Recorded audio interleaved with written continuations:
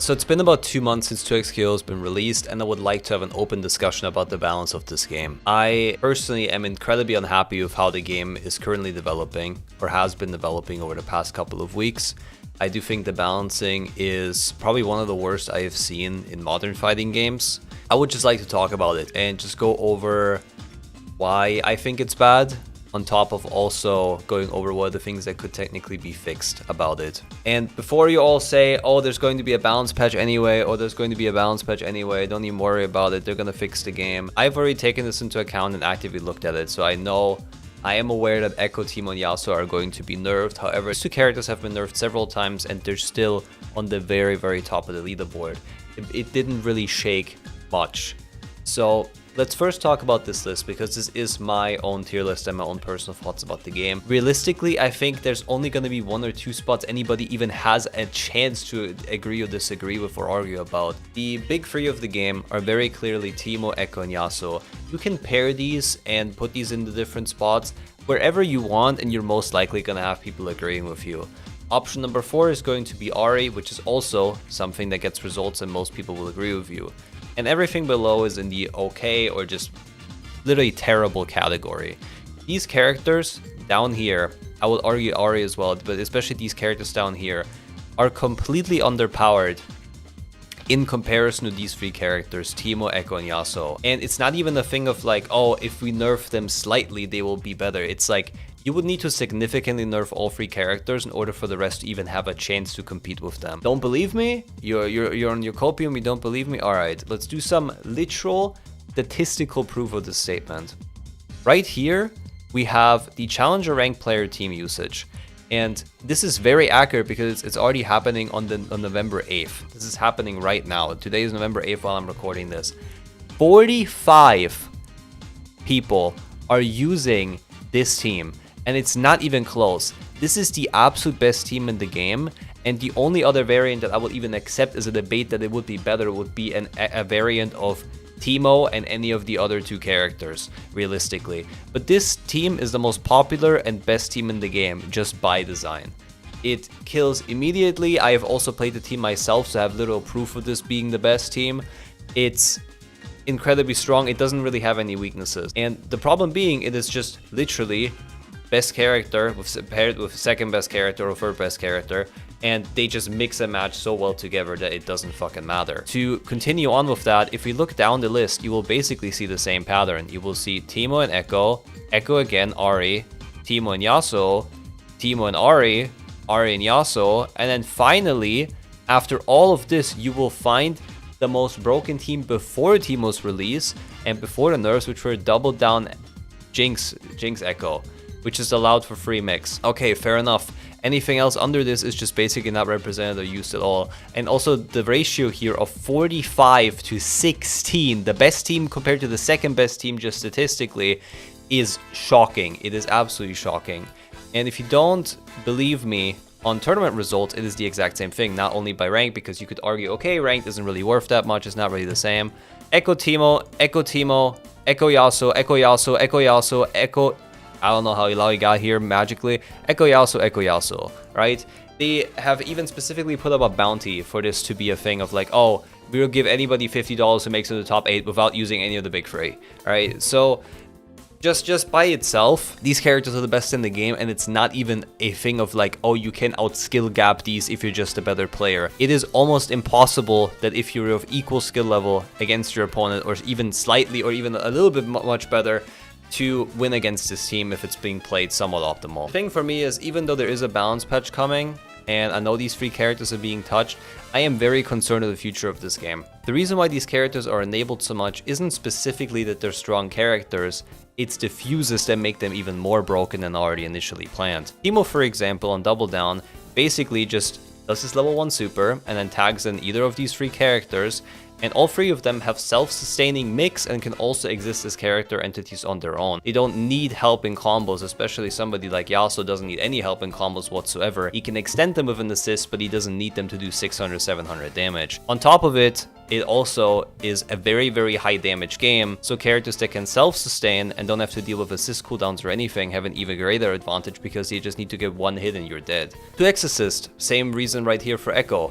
How often have you heard the phrase, my time, my time? I have literally abused this as much as possible, right? Like I am definitely somebody who is prone to abusing broken characters in fighting games, and all I've done, mostly neutral, was just my time in order to get in, because Vi as a character doesn't have any neutral, and if she does have neutral, it's extremely committal. Whereas compared to these characters, they have basically checkmate scenarios and or really another scenarios where you cannot really get out of easily. I've also made a list right here for anybody who wants to check what the best and worst fuses are. I believe 2x assist is the best fuse in the game, and the biggest reason why is because you can just go out of your way and always call an assist and skip neutral for free. It is basically the easiest way to just play the game without involving any skill, and it also is the one who has the most use cases. You can put the 2x assist in almost any team and you're completely fine. Freestyle is next. It's a bit less niche than Double Down. Double Down is only specifically good on, let's say, for example, Teemo or Jinx in the past. However, Double Down is extremely broken if it is enabled by somebody like Teemo or Jinx, being able to give you mix basically on round start for free. And Freestyle is the only exception to this, where you have to do something beforehand in order to, you know, get like a mix-up or something. However, Freestyle also has a really broken advantage, in my opinion, which is way better than 2x assist and also way better than Double Down, which is reactive burst baiting. So you can literally do a mix-up, have the assist out, see that a burst is coming, swap to your character on reaction because it's just a singular button, and then do a full combo and even potentially kill them. I believe if there is a world where 2x was released without any fuses to exist, it would also be a lot easier to balance these characters just by design, because you could then go off of like and be like, okay, what does every character in the roster without the help of fuses as tools in order to win against XYZ scenario of X character? Right? If you make it basically about just the system mechanics and or a certain fuse that you use in order to beat something, might not be the best for balance. Another thing I would like to address is also the constant losing interest of 2xKO over the last couple of weeks, of basically a game that was highly anticipated by the entire fighting game community and also people outside of it looking forward to it.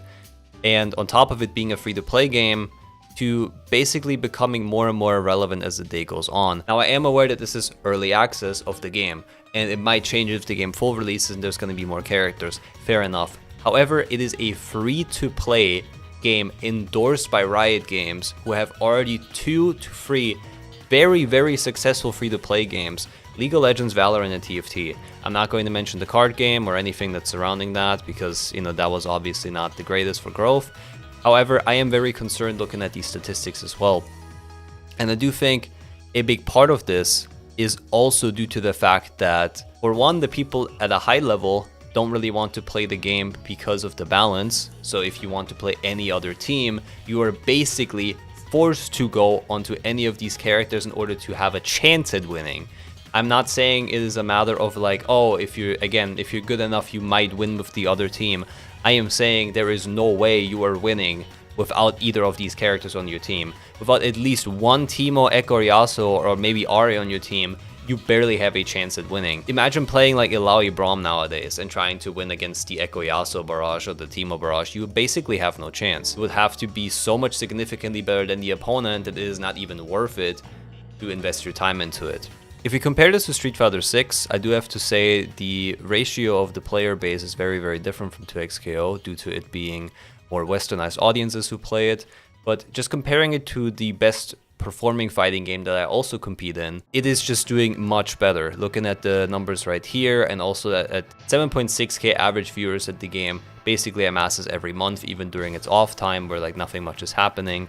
It is kind of concerning for the future of a free-to-play game, which is already not doing so great, toppled by balance not being the greatest either right now at the moment, making the game not as enjoyable. You can agree with me and you can disagree with me on this take. That is completely fine. If you're like, oh, the game is going to get more marketing, and then at a later point in time in 2026, 2027, when there's a bigger roster, the game is going to do much better. I am actually on your boat and I hope it is the case. However, I am pretty much pessimistic at this point, just because of what we have seen has happened with other free-to-play games such as Multiverses, who fell off extremely hard, but had an even greater surge of players interested in the game compared to this right now. I think 2xKO has a very big potential to do well overall. However, it has a couple of flaws that I think can be fixed and be worked on in order to make the game healthier, not only for high-level or top-level tournament players, but also for beginners who just want to get into the game and just have initial fun. So I have constructed a list right here of a couple of things that I believe would be the best to actively do in order to make the game a better place and a better environment. My personal list of changes: Yasuo, Echo, and Teemo nerf. I want these characters not only nerfed, I want them almost gone out of the entire meta. I want all 3 characters, and yes, I even play 2 of these. I want them to be down here. I genuinely and sincerely believe if you make these characters worse to the point where they're either okay at best or not okay, the game is a lot healthier, and you can actually have everybody play the game, and you can have a variety of characters. Tough luck, yeah sure, you won't be able to just play Yasuo in every single team now and get away with it. Same with Echo, same with Teemo. However, they will still have their place in the meta, even though it's not going to be as common. Sure, you're gonna have characters like Ahri, Vi, Jinx, or Warwick who are doing better at the game, but at the end of the day, I do think it will just make a healthier game. I want a game where your already extremely small roster of 11 characters, these characters should have a chance at winning. It shouldn't just be 3 to 4, or realistically only 3 real characters that can win the game if they try hard enough. I think if a roster is this small, making it even more tight-knit by only having, yet again, Echo Teemo, Echo Teemo, Echo Yasuo, Echo Yasuo, Echo Yasuo, Echo of Illaoi shown on the result screen, or right here for Challenger only being this team the entire time next to Teemo and Ahri, you have to make some variety work. With the current balance right now, the creativity is basically just completely thrown out the window. Oh, you want to play a creative team of Jinx, Warwick? Well, tough luck, buddy. Echo and Yasuo do everything that you want, just 10 times better. And oh, you want to abuse the thing that Jinx does really well with zoning and everything? Oh, Teemo just does it 10 times better, so why even worry about playing that character? That's literally the mentality you have to have if you want to win at this game. Fuses. They will always be a problematic part of the game. Fuses provide you too much and can make balancing incredibly difficult in comparison to no fuses present. This doesn't mean I want fuses removed, however, I do want them to play less of a key role in how broken a character can really be. I want them to be a part of the game, but not the main focus of the game. If there's any way to walk around that by either nerfing them a little bit again, just all of them together, and just making it something that is like a cool option to go for because it is player identity rather than a checkmate scenario every single time, I would much prefer that. Some regular stuff. Damage in the game is way too high in general. Tone it down by 20%, which should result in 3 interactions per kill instead of 2. Damage in this game is still way too high. The meter gain is also way too high in this game overall. And you need to, in a game that has so many like non-neutral scenarios where you can just immediately get into the opponent's face, it should be that you have to do more interactions in order to win consistently. And now it doesn't mean that it has to be 5, 6, 7 interactions like in Street Fighter or Grand Blue in order to win, but it should at least be free. You should at least have an option of like, okay, I have a burst out scenario, good, that's 1. And then there's like 3 more or 2 more in this case that come in order to, you know, get an actual hit and kill the opponent depending on what hit you get. Another critique I have is it is incredibly hard to anti-air consistently in this game. Except Yasuo, we're not going to talk about him. But it is very, very difficult for, let's say, a character like Vi to even halfway compete with Ahri and catch her into the air. It is almost impossible. I know Vi is designed to be more of a grounded based character, but it is so atrociously bad to the point where you shouldn't even play this matchup. It is not really fair, and I think that goes for a couple of characters in this game. It's not exclusively Vi. I also think characters like Warwick, for example, while they can anti-air, it isn't really the best suited for them. And if you take Yasuo as an example, who has massive reach on his 2H, massive reach on his stance 2H, which can just catch you and almost kill you immediately, it just doesn't seem something that is fair. It just doesn't seem fair at all. And even taking other characters in the bottom ends here into the equation, it's not really that fair. Sure, characters can be air-based, sure, they should have these options, but if you hard read something, you should be able to punish it at least. And the last thing, and my own personal gripe, is counterplay in this game on defense. There are a lot of defensive options which are argued to be really good. However, at a high or top level, most of it basically just boils down to one thing. Do you have 1 bar of meter or not? If you don't have 1 bar of meter, you will get opened up way easier than you can imagine, basically having almost no counterplay in order to do anything against the opponent. However, if you have 1 bar of meter, guess what your saving grace is? Parry. Congratulations. Counterplay on defense against most characters almost always revolves around parry. Oh, you wanna block or you wanna hold a specific scenario and you wanna get out? Oh, you can parry that because there's a reactive window where you can do it, i.e. Yasuo, for example. You want to get out of defense against Jinx? Parry all of the bullets and then jump out, and there's like a little mind game there. Oh, you want to get out against any pressure from Illaoi? Either jump or parry. Oh, you want to get out of the pressure of Warwick? Oh, you can parry right there. Oh, you want to get out of the pressure of Blitzcrank and he wants to hook you? Oh, you can parry right there. Oh, Darius, you can parry right there. Ari, oh, you have that parry window right here. And basically everything else just revolves around very, very simple stuff of just block everything. I don't really think that's good. I think the counterplay on defense needs to be more on characters, and you need to be able to have very clear windows where there can be things done other than just, oh, just parry forehead. I do know that you can use assists in order to have guaranteed scenarios and everything like that. That is completely fine.